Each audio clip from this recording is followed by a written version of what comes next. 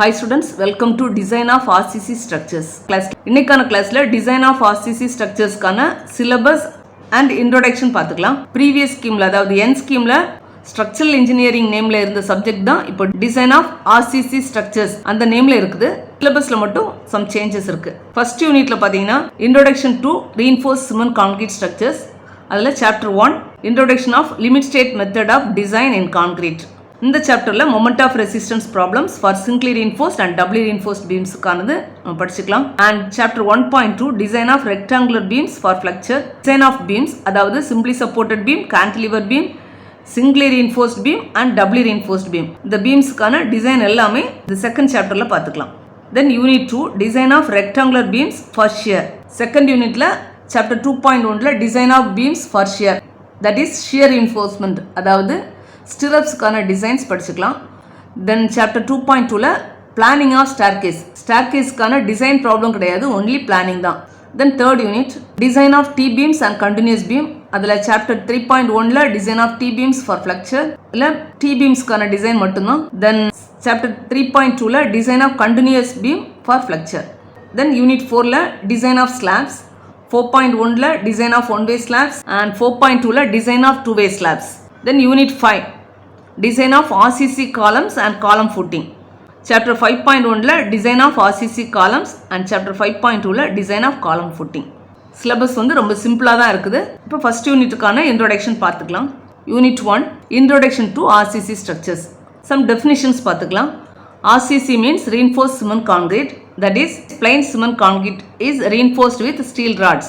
concreteல steel rod provide பண்ணியிருந்தாங்கன்னா that is reinforced cement concrete. Next one is materials used in RCC. அதனுடைய requirements எப்படி இருக்கணும் அந்த materials உள்ளதையும் பார்த்துக்கலாம். First one is cement. Cement is a binding material, that is fine aggregate and coarse aggregate. இதெல்லாம் ஒன்னோடொன்று find ஆகி ஒரே மெட்டீரியலாக மாறுறதுக்கு இந்த சிமெண்ட் தான் யூஸ் ஆகுது. தென் சிமெண்ட்டே சம் ப்ராப்பர்ட்டிஸ் பார்த்துக்கலாம். ஆல்ரெடி நீங்கள் மெட்டீரியல் டெஸ்டிங் லேப்ஸில் படிச்சிருப்பீங்க. ஃபைனஸ் வேல்யூ 10% விட கிரேட்டராக இருக்கக்கூடாது, அதாவது ரொம்ப ஃபைன் பார்ட்டிக்கலாக இருக்கணும். soundness value, that is expansion value 10 mm ஓட ஜாஸ்தி ஆகக்கூடாது. initial setting time should not be less than 30 minutes. 30 minutesக்கு முன்னாடி செட் ஆகக்கூடாது. Same wise final setting time 10 hours விட ஜாஸ்தியாகவும் இருக்கக்கூடாது. சம் பேசிக் ப்ராப்பர்ட்டிஸ் தான் எழுதியிருக்கோம். தென் ஃபைன் அக்ரிகேட். ஃபைன் அக்ரிகேட் வந்து ஃபில்லர் மெட்டீரியல், அதாவது கோர்ஸ் அக்ரிகேட்க்கு இன்பிட்வீன் இருக்கக்கூடிய அந்த ஜாஸ்தியான ஸ்பேஸை ஃபில் பண்ணக்கூடியது தான் fine aggregate. therefore it is called as filler material. நார்மலாக ரிவர்ஸ் சாண்ட் தான் பெஸ்ட்டாக இருக்கும். அதனுடைய பார்ட்டிகிள் சைஸ் 4.75 mm உடைய குறைவாகவும் 150 மைக்ரான் அதாவது 0.15 mm உடைய ஜாஸ்தியாகவும் இருக்கணும். Then coarse aggregate, this is base material, அதாவது கோர்ஸ் அக்ரிகேட் இல்லாமல் கான்கிரீட்டே கிடையாது. therefore கோர்ஸ் அக்ரிகேட்டினுடைய ஸ்ட்ரென்த்து தான் கான்கிரீட்டினுடைய மெயின் ஸ்ட்ரென்த்தாக இருக்குது. இங்கே யூஸ் பண்ணக்கூடிய ஸ்டோன் வந்து ப்ளூ கிரானைட் ஸ்டோன். இதனுடைய பார்ட்டிகிள் சைஸ் வந்து 4.75 mm ஜாஸ்தியாக இருக்கும்.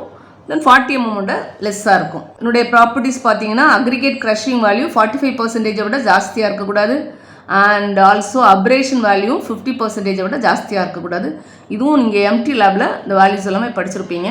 தென் வாட்டர், பாட்டபிள் வாட்டர் தான் யூஸ் பண்ணணும், தட் இஸ் ட்ரிங்கிங் வாட்டர் தான் யூஸ் பண்ணணும். ஸ்டீல் பார்த்தீங்கன்னா ஹை டென்சைல் ஸ்ட்ரென்த் உள்ள ஸ்டீல் தான் யூஸ் பண்ணணும். அந்த ஸ்டீல் ராட்ஸில் பார்த்தீங்கன்னா ரஸ்ட், அதாவது துரு இருக்கக்கூடாது. பெயிண்ட்ஸ், ஆயில், மட் இதெல்லாமே இல்லாமல் பார்த்துக்கணும். தென் நெக்ஸ்ட் வந்து பர்பஸ் ஆஃப் ப்ரொவைடிங் ரீஇன்ஃபோர்ஸ்மெண்ட். எதுக்காக வேண்டி ரீஇன்ஃபோர்ஸ்மெண்ட் ப்ரொவைட் பண்ணணும் அப்படின்னு உள்ளதை பார்த்துக்கலாம். ஜென்ரலாக ஒரு சிம்பிளி சப்போர்ட்டட் பீம் வரைஞ்சிருக்கோம். இதில் லோட் அப்ளை பண்ணும்போது இந்த பீம் வந்து இந்த ஸ்கெட்சில் இருக்கிறது மாதிரி பெண்ட் ஆகும். பெண்ட் ஆகும்போது டாப்பில் இருக்கக்கூடிய அந்த ஃபைபர்ஸ் எல்லாமே கம்ப்ரஸ் ஆகும். பாட்டமில் இருக்கக்கூடிய அந்த ஃபைபர்ஸ் எல்லாமே டென்சைல் ஆகும். அந்த டென்சைல் ஆகக்கூடிய போர்ஷனில் சம் கிராக்ஸ் உருவாகும். இந்த கிராக்ஸ் தான் எலாங்கேட் ஆகி இந்த காங்கிரீட் பீம் வந்து உடையிறதுக்கான ரீசனாக இருக்குது. therefore இந்த கிராக்ஸ் உருவாகிறத நம்ம அவாய்ட் பண்ணணும். இப்போ இந்த பாட்டம் போர்ஷன், அதாவது டென்சைல் ஆகக்கூடிய அந்த போர்ஷனை டென்ஷன் ஜோன் சொல்லிக்கலாம். கம்ப்ரஸ் ஆகக்கூடிய அந்த போர்ஷனை கம்ப்ரெஷன் ஜோன் சொல்லிக்கலாம். இப்போ டென்ஷன் ஜோனில் அந்த கிராக்ஸ் அவாய்ட் பண்ணுறதுக்கு சம் ஸ்டீல் ராட்ஸ் ப்ரொவைட் பண்ணுறோம், தட் இஸ் ரீஇன்ஃபோர்ஸ்மெண்ட் ராட்ஸ். அதாவது டென்ஷன் ஜோனில் தான் கான்கிரீட் வந்து வீக் ஆகி கிராக்ஸ் உருவாகுது. அந்த டென்சைல் கிராக்ஸை ப்ரிவென்ட் பண்ணுறதுக்காக வேண்டி ஸ்டீல் ராட்ஸ் ப்ரொவைட் பண்ணுறோம். That is concrete is strong in compression and week in tension. In order to strengthen the concrete in tension zone, steel rods are embedded. இதுதான் அதனுடைய purpose. Simply supported பீமில் பாட்டமில் தான் tension zone இருக்குது. therefore அந்த reinforcement ராட்ஸை பாட்டமில் provide பண்ணுவோம். Same wise cantilever பீமாக இருந்தால் load apply பண்ணும்போது பீம் வந்து டவுன்வர்டாக தான் பெண்ட் ஆகும். therefore டென்ஷன் ஜோன் வந்து டாப்பில் தான் இருக்கும். ஸோ ரீன்ஃபோர்ஸ்மெண்ட் ராட்ஸையும் நம்ம டாப்பில் தான் ப்ரொவைட் பண்ணணும். Next one is types of cement. இதுக்கான ஆன்சர் கோட் புக்லே பேஜ் நம்பர் 1ல் இருக்குது. நான் ஃபாலோ பண்ணக்கூடிய கோட் புக் வந்து ஜேஎஸ் பப்ளிகேஷன்ஸ்க்கானது. கோட் புக் பேஜ் நம்பர் 1ல் சிமெண்ட்னு உள்ள ஹெட்டிங்கில் கொடுத்துருக்காங்க. Types and grade of cement இருக்குது. Rapid hardening cement, Portland slag cement, Portland pozzolana cement, இந்த மாதிரி 7 டைப்ஸ் இருக்குது. 7 டைப்ஸையும் நீங்கள் எடுத்து எழுதிக்கலாம். Next one is grades of cement. இதுவும் கோட் புக் பேஜ் நம்பர் 1 தான். சேம் ஹெட்டிங்கில் இருக்குது. 33 grade cement, 43 grade and 53 grade. இந்த கிரேட்ஸை எப்படி பிரிக்கிறாங்கன்னு உள்ளது நீங்கள் கன்ஸ்ட்ரக்ஷன் மெட்டீரியல்ஸில் படிச்சிருப்பீங்க. இந்த 33, 43, 53 இந்த வேல்யூஸ் வந்து சிமெண்ட்டுடைய ஸ்ட்ரென்த் வேல்யூ தான் டிஃபைன் பண்ணுது. Next one is grades of steel. இது கோட் புக் பேஜ் நம்பர் 2ல் இருக்குது. தட் இஸ் பேஜ் நம்பர் 2ல் லாஸ்ட்டில் ரீன்ஃபோர்ஸ்மெண்ட் உள்ள டாப்பிக்கில் இருக்குது.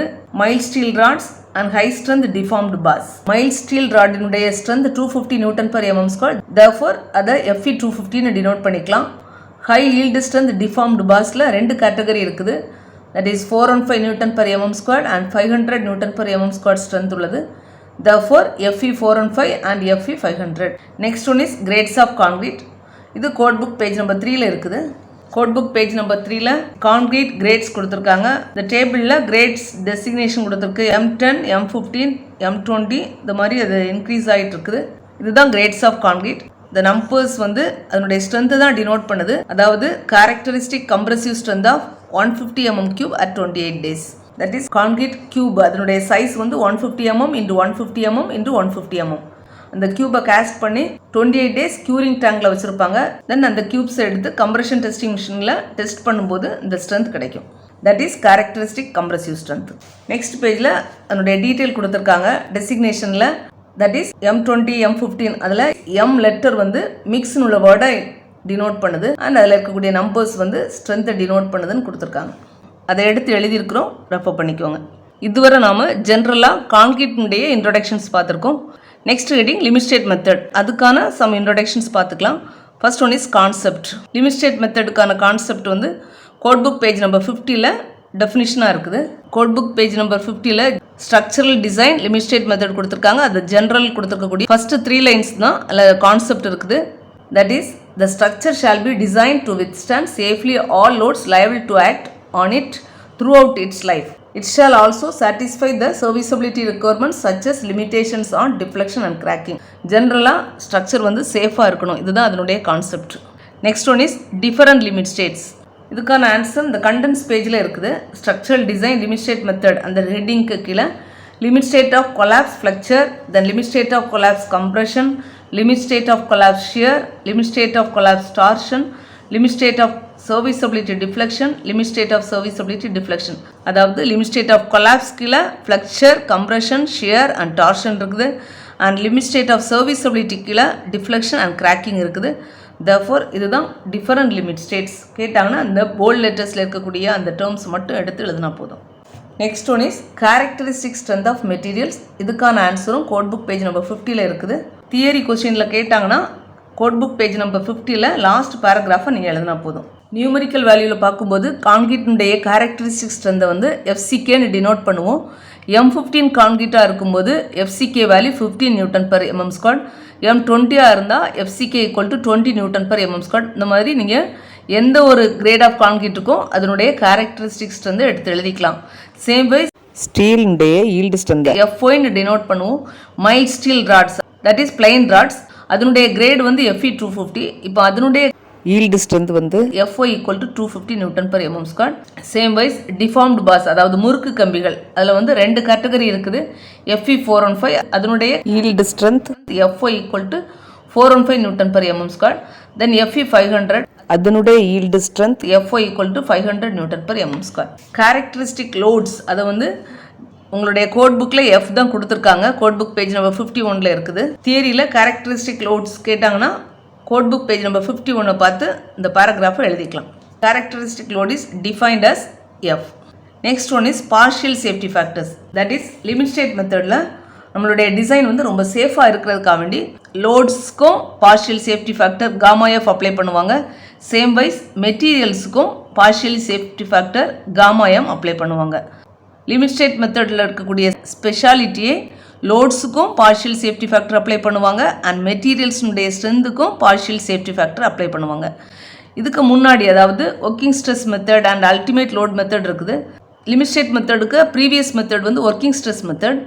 அதில் பார்த்தீங்கன்னா மெட்டீரியல்ஸுடைய ஸ்ட்ரென்த்துக்கு மட்டும்தான் பார்ஷியல் சேஃப்டி ஃபேக்டர் அப்ளை பண்ணுவாங்க. அதுக்கு பிஃபோரில் பார்த்தீங்கன்னா அல்டிமேட் லோட் மெத்தட். அந்த மெத்தடில் லோடுக்கு மட்டும்தான் பார்ஷியல் சேஃப்டி ஃபேக்டர் அப்ளை பண்ணுவாங்க. இந்த லிமிட் ஸ்டேட் மெத்தடில் தான் லோட் அண்ட் மெட்டீரியல்ஸுக்கு பார்ஷியல் சேஃப்டி ஃபேக்டர் அப்ளை பண்ணுறாங்க. therefore லோடினுடைய பார்ஷியல் சேஃப்டி ஃபேக்டரை காமா எஃப்னு டினோட் பண்ணுவோம். அதனுடைய value code book page number 52 இருக்குது. 52 ஒரு டேபிள் கொடுத்துருக்காங்க. அதில் dead load, impose load, wind load இதெல்லாம் கன்சிடர் பண்ணுறாங்க. ஜென்ரலாக நம்மளுடைய டிசைன் ப்ராப்ளத்துக்கு 1.5 தான் நம்ம கன்சிடர் பண்ணுறோம். That is gamma F equal to 1.5.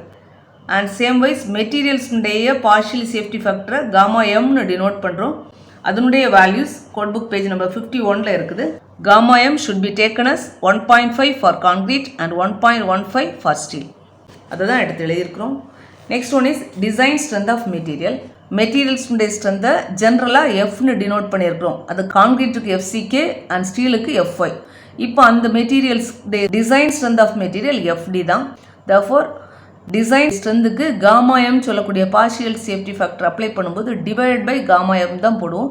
ஆனால் நம்ம ப்ராப்ளம் பண்ணும்போது அப்ளை பண்ணக்கூடிய எல்லா ஃபார்முலாலையும் ஆல்ரெடி எஃப்சிகே அண்ட் எஃப்ஒய்க்கு காமா எம் அப்ளை பண்ணி அதை ரெடியூஸ் பண்ணி தான் ஃபார்முலாவாக கொடுத்துருக்காங்க. therefore காமா எம்மை நம்ம கால்குலேஷனில் கன்சிடர் பண்ண மாட்டோம். Next one is design load. Characteristic லோடை வந்து எஃப்னு டினோட் பண்ணுறோம். therefore அந்த இடத்துல partial safety factor gamma F apply பண்ணும்போது மல்டிப்ளை தான் பண்ணணும். That is F into gamma F தான் டிசைன் லோட். நாம் ப்ராப்ளம் ஒர்க் அவுட் பண்ணும்போது லோடுக்கு எஃப்க்கு பதில் டபிள்யூ தான் யூஸ் பண்ண போகிறோம். ஃபர்ஸ்ட் யூனிட்டில் நம்ம லிமிட் ஸ்டேட் ஆஃப் கொலாப்ஸ் இன் ஃப்ளக்சர்னு சொல்லக்கூடிய லிமிட் ஸ்டேட்டுக்கான ப்ராப்ளம்ஸ் தான் பண்ண போகிறோம். தியரி கொஸ்டினில் அதுக்கான அசம்ஷன் கேட்டாங்கன்னா கோட் புக் பேஜ் நம்பர் 52 இருக்குது. That is code book page number 52 limit state of collapse in flexure அதுக்கான அசம்ஷன்ஸ் ஒரு 6 பாயிண்ட் கொடுத்துருக்காங்க. தியரியில் கேட்டாங்கன்னா எடுத்து எழுதிக்கோங்க. இதோட இன்னைக்கான கிளாஸை கம்ப்ளீட் பண்ணிக்கலாம். கிளாஸ் அண்டர்ஸ்டாண்ட் ஆகிருக்கும்னு நினைக்கிறேன். ஃப்ரெண்ட்ஸுக்கு ஷேர் பண்ணிக்கோங்க. தேங்க்யூ.